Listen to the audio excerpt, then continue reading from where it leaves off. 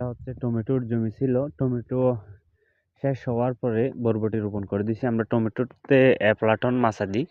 তো একই মাচাতে ২ সবজি চাষ। দেখেন বরবটির জাতটা হচ্ছে বিজিএল ১৪৮। এটা একটু চমৎকার একটা জাত। গাছের বয়স এখন পর্যন্ত ৫০ দিন প্লাস। ৫০ দিন প্লাস বয়সে গাছের উপরে উঠে কি পরিমাণ ফুল ফল শেষ হচ্ছে। এই শুধু ফুল আর ফুল, যে আর কয়েকদিন পর সবগুলা ফলে রূপান্তরিত হয়ে ফলে রূপান্তরিত। এখান থেকে এ পর্যন্ত ৪ বার ৫ বার হারভেস্ট করা হয়ে গেছে।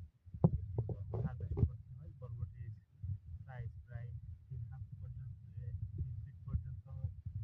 তো একটা বরবটি দেখেন, বরবটি শুধু ফুল আর ফুল আর ফলে রূপান্তরিত হচ্ছে সবকটা। তো আর কদিন পর আলহামদুলিল্লাহ এখানে শুধু বরবটি আর বরবটির মেলা। শুধু এক জায়গাতে নয়, সব জায়গাতে দীর্ঘদিন যত্ন না নেওয়ার পরে গাছ হয়ে গেছে। তারপরেও কি পরিমাণ বরবটি চাষ হচ্ছে আসলে